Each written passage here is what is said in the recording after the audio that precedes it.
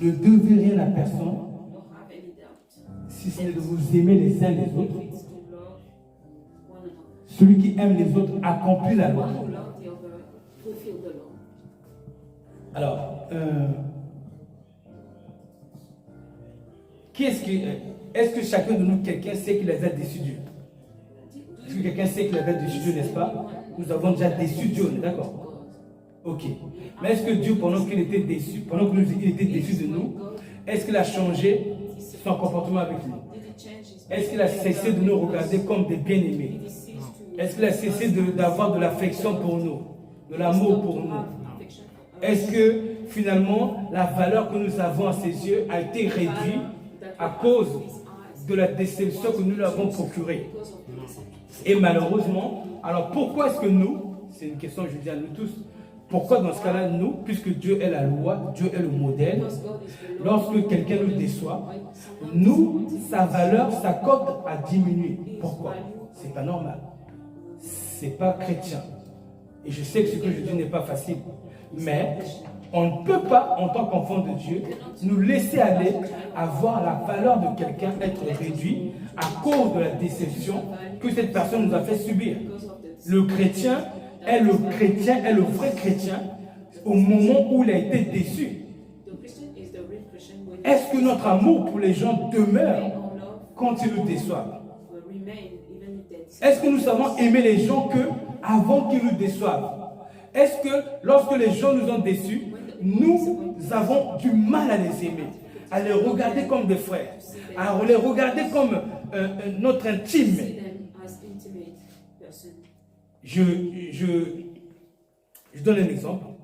Je prends un couple qui est lié, consolidé, un couple qui a vraiment, qui sont vraiment unis, qui s'aiment vraiment. Est-ce que, je vais parler à l'homme de Dieu, est-ce que l'amour que tu as pour ta femme, il disparaît à cause de la déception?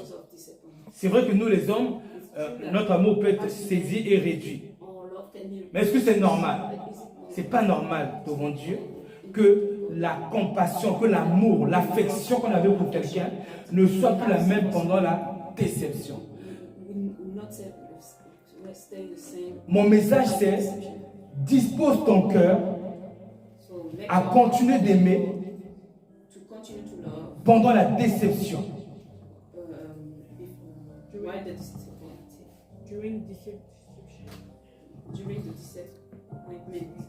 Pourquoi est-ce que lorsque nous sommes déçus, nous nous permettons de ne plus nous comporter comme des chrétiens?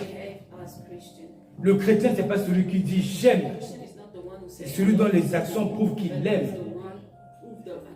Mais ces actions-là sont des actions qui doivent se manifester même pendant la déception. On n'a pas fini d'être déçus. On sera encore déçus. Nous ne sommes pas les premiers à avoir été déçus. Ce n'est pas la première fois qu'on va nous décevoir. Et ça ne sera pas aussi la dernière fois. Alors habituons-nous à vivre dans la déception. Un chrétien doit être habitué à vivre dans la déception, à aimer dans la déception, à prendre soin dans la déception, à donner de l'affection dans la déception. Un chrétien, ce n'est pas quelqu'un qui, quand il n'y a pas de déception, il est plein d'amour, et dès que la déception arrive, son niveau d'amour est réduit. On ne doit pas laisser faire ça. On ne peut pas laisser ces choses se produire en nous. Pourquoi la Bible dit Christ était l'homme de douleur habitué à la souffrance? Bien que souffrant, bien que dans la douleur, mais Christ continuait d'aimer. La douleur n'est pas agréable. La souffrance n'est pas agréable. Alors, cessons de nous donner le droit de changer de comportement sous prétexte qu'on est déçu. Donnons-nous le devoir de continuer de donner de la valeur, de l'importance pendant la déception. Surtout pendant la déception. Parce que l'évaluation de notre foi devant Dieu se fait pendant la déception. C'est pendant la déception d'Abraham, déception qu'il avait envers Dieu, qui lui a dit d'aller offrir son fils en holocauste, que sa foi a été mesurée. C'est là que Dieu a dit, maintenant je sais que tu m'aimes. Pourtant, il avait beaucoup abandonné pour Dieu. Il a quitté sa maison. Quand Dieu a dit, quitte ta maison, va où je te montrerai. Il n'a pas dit où. Il est parti. C'est une preuve d'amour. Pour Dieu, ce n'était pas suffisant. C'est seulement lorsque son amour a été éprouvé, au moment de la déception. Et je dis la déception qu'il avait envers Dieu.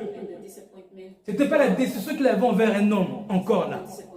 C'est son amour pour Dieu resté le même. C'est à ce moment-là que Dieu a dit, maintenant je sais que tu m'aimes. Notre amour pour Dieu se mesure au moment de nos déceptions. Il faut que nous soyons déçus. Si quelqu'un n'est jamais déçu, ne sait pas aimer dans la déception, son amour est faible. Faible. Très faible. Ébranlable. Mais quelqu'un qui, bien que déçu, il aime. Déçu, il sait se relever tout seul. Tout seul. J'ai bien dit tout seul.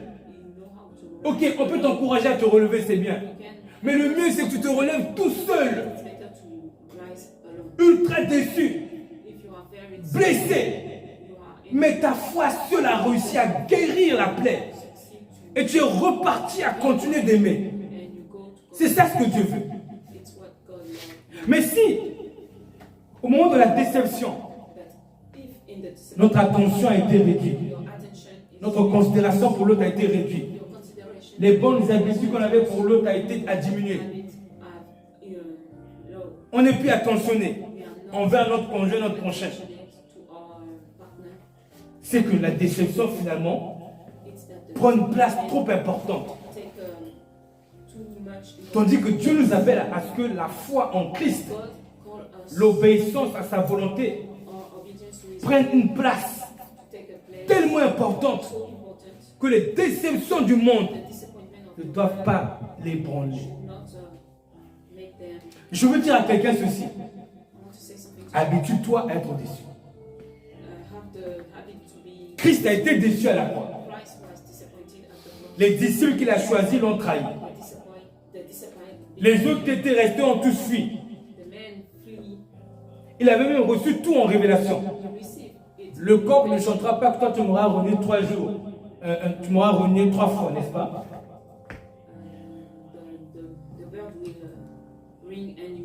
Alors que Pierre, à un moment, n'était pas capable de payer ses impôts, Jésus a fait un miracle pour que Pierre aille payer ses impôts. Ceux de Jésus et les siens à lui-même. Et Jésus a pris soin de ses disciples, les a éduqués. Mais au moment de l'épreuve, ils sont partis. Ça ne lui a pas fait plaisir de savoir que Pierre allait le trahir. Cela m'a fait plaisir de savoir que Judas allait le trahir. Et tout le monde est parti, la Bible dit. Ils l'ont laissé seul. Il a été ramené. Vous vous rappelez qu'à Gethsémani, quand il priait, il a dit veuillez me soutenir dans la prière, n'est-ce pas? Non. Pourquoi il a dit ça? C'est qu'il avait besoin d'être soutenu. Ça veut dire que quand on ne le soutenait pas, il était déçu, n'est-ce pas? Donc ça montre que quand ils sont partis, il était très déçu. Puisque dans sa période de la prière, il voulait qu'on le soutienne. Donc il était déçu de voir ses disciples le quitter. Mais est-ce que ça a changé son amour pour les gens? Ne laisse pas ta déception changer ton comportement. Efforce-toi d'avoir le même comportement, même quand tu es déçu. Efforce-toi et apprends à guérir ta plaie de toi-même. Tu rentres dans ta chambre, tu te mets à genoux, tu chantes ton Dieu, la plaie va se guérir un peu. Tu vas encore, tu chantes Dieu, un autre jour, la plaie est encore guérie un peu. Au bout de 2-3 fois, la plaie est complètement guérie. Et repars de toi-même dans les bonnes habitudes. Et encore mieux, même si tu es déçu, ne change pas tes bonnes habitudes. Le vrai chrétien, c'est celui qui le demeure avec ses œuvres pendant qu'il est déçu.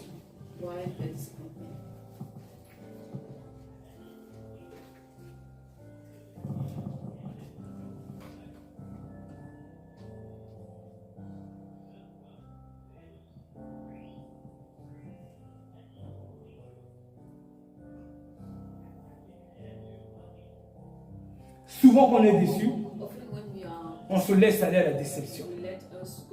On se donne des bonnes raisons. Mais on se dit, mais je me comprends aussi. Ce qu'il a fait là, c'est quand même exagéré.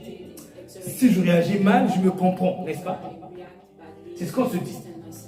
Si j'ai un écart de conduite, ben c'est normal parce que j'ai été déçu. On se donne trop des raisons pendant qu'on est déçu. Parce qu'on comprend notre souffrance. On comprend notre douleur. Et du coup, on se permet d'avoir quelques écarts de conduite, de langage, d'attitude. Tandis que pour Dieu, on le méprise. Dieu ne comprend pas. Dieu sait qu'on a des déceptions. Mais le commandement de Dieu est un ordre. Tu aimeras le Seigneur de tout ton cœur. Tu aimeras Dieu malgré tes déceptions. Tes déceptions ne vont pas prendre le dessus sur ta chrétienté pour te donner des mauvaises habitudes que tu n'es pas censé avoir. La déception n'est pas une raison valable pour se permettre ce qu'on ne se permet pas quand on n'est pas déçu. Alors chrétien, je t'en supplie, ne te laisse pas aller à tes mauvaises habitudes pendant ta déception. Pour Dieu, la déception n'est pas une excuse. Je veux que tu comprennes que tu n'as pas fini d'être déçu. Dieu a déçu son propre fils. Il l'a crucifié à la croix. Le fils a dit, Père, si tu peux éloigner de moi cette coupe-là. Si Dieu a déçu son fils, est-ce que Dieu ne nous décevra pas? Dieu nous décevra tous. Le christianisme où on pense que Dieu ne te décevra jamais, ce n'est pas vrai. Dieu déçoit lui-même Jésus. Dieu déçoit Moïse. Il a donné à Moïse une grande charge. Dieu a déçu ses prophètes. Mais le prophète, le serviteur de Dieu, il s'est gardé la même attitude devant Dieu, même quand il est déçu.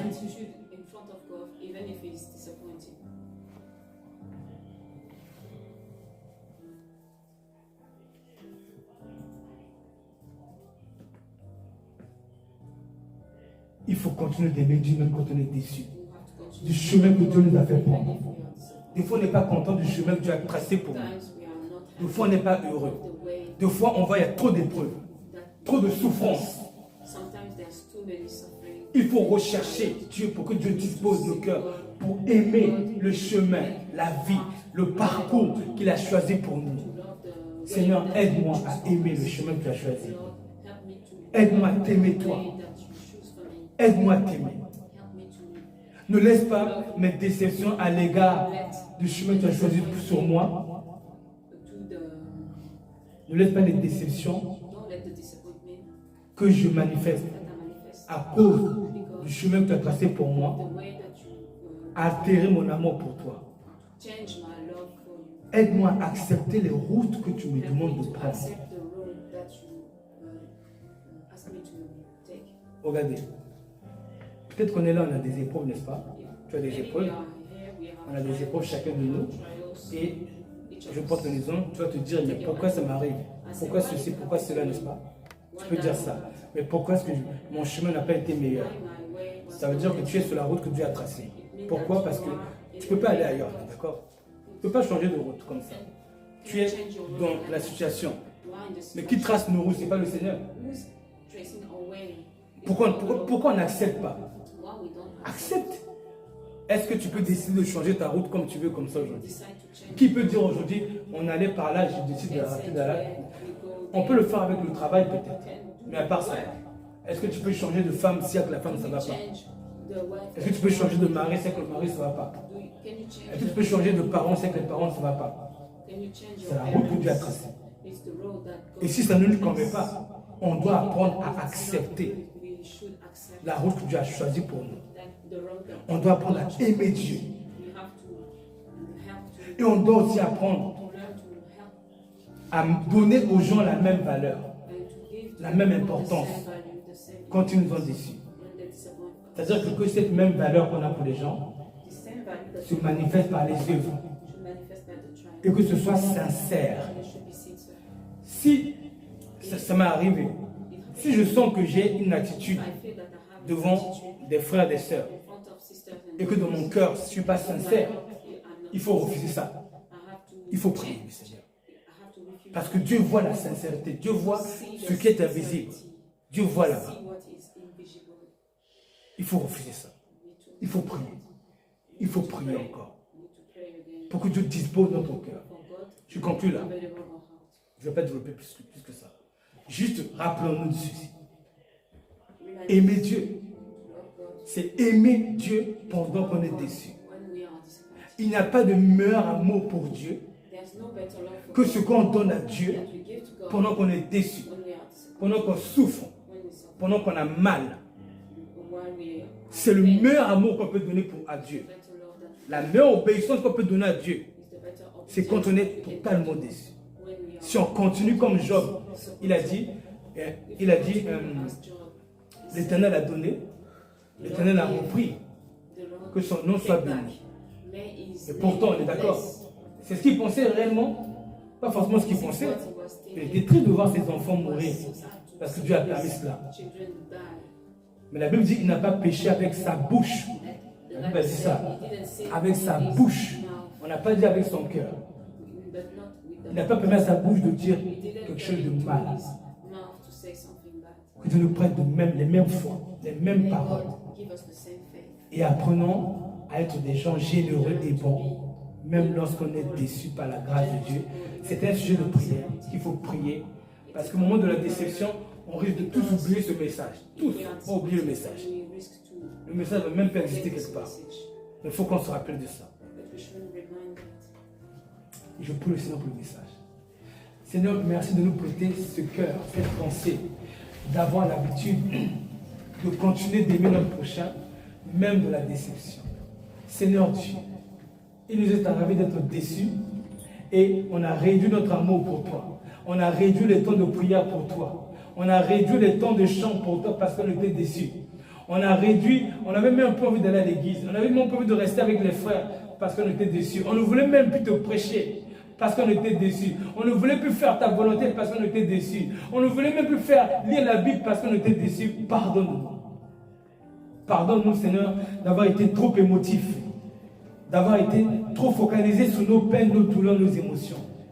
Mais par ce message, Seigneur, nous voulons prier que le Seigneur nous apprenne à aimer même qu'on est déçu, à prendre soin même qu'on est déçu, à dans notre corps donner aux frères, aux sœurs, aux époux, aux épouses la même valeur, même quand on est déçu.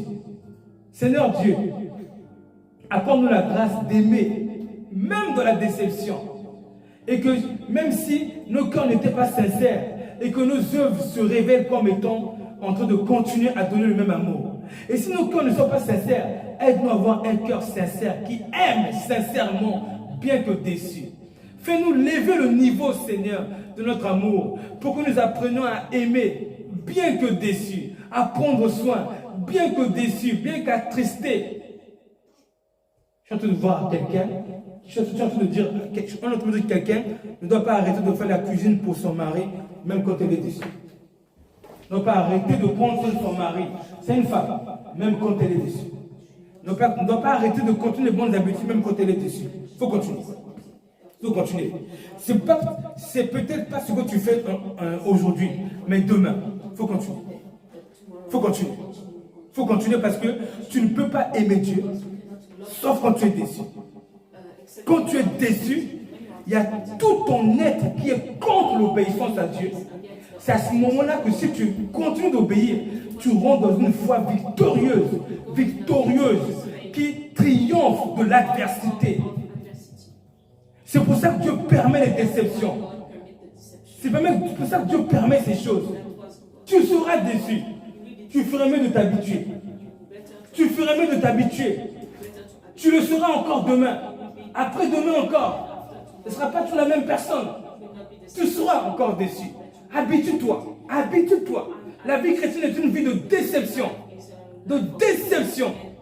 Déception à cause des épreuves, des tourments, des attaques de l'ennemi, des persécutions. La Bible dit que c'est par beaucoup de tribulations qu'on va rentrer. On sera déçu par les déceptions. Habitue-toi à rester chrétien, discipliné, obéissant, soumis, humble, malgré que tu es déçu. Habitue-toi. Ne te laisse pas avec une foi aussi fragile. Dès que tu es déçu, c'est fini, tu es déstabilisé. Tu n'arrives plus à aimer sincèrement. Non, non. Et pour t'éduquer, Dieu augmentera la déception. Il va encore augmenter le niveau de déception. Pour affermir ta foi et ton amour et ta passion de Dieu.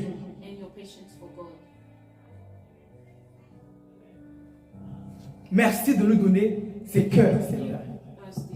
Habitués à la souffrance, à la déception.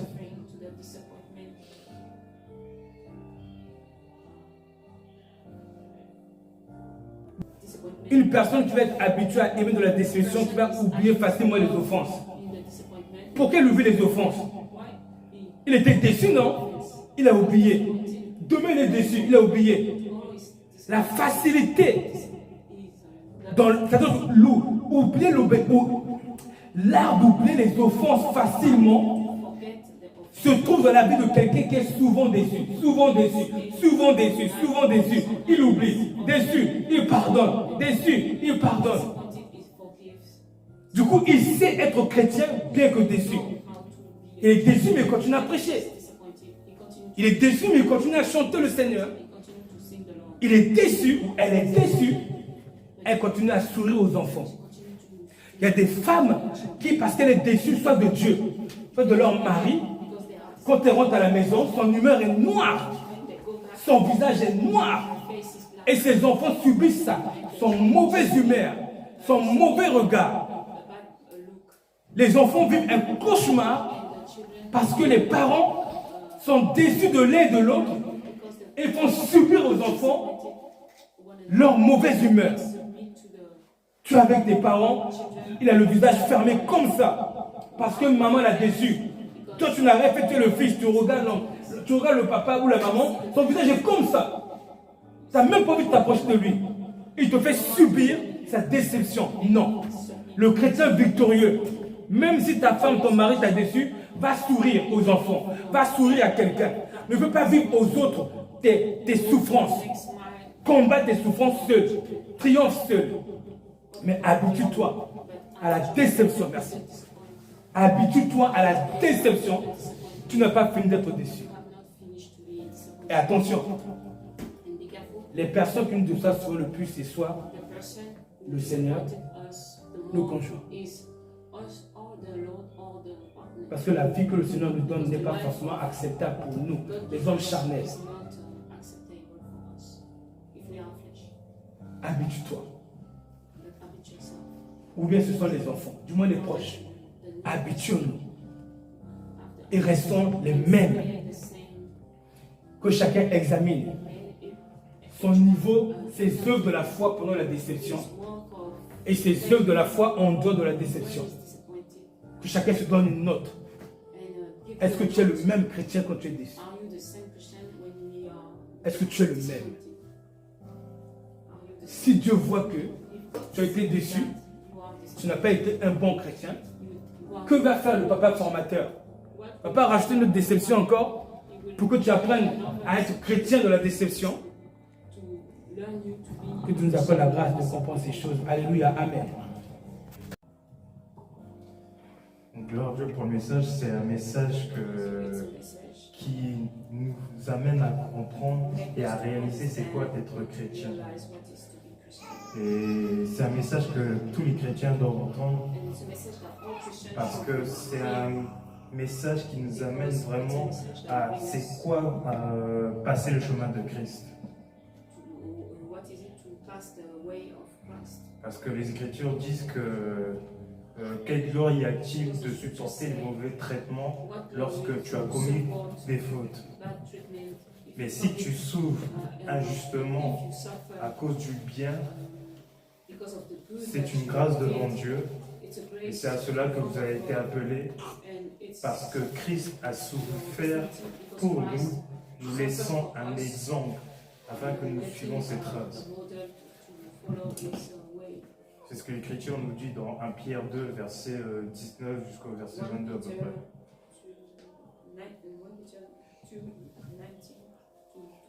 Et on ne réalise pas toujours, nous les chrétiens, effectivement, que quand Christ nous a appelés, c'est vraiment pour passer ce chemin-là. Et c'est vrai que quand on est déçu, moi je me suis retrouvé dans le message, quand on est déçu, c'est vrai que quand on est déçu, on aime moins, on pardonne moins,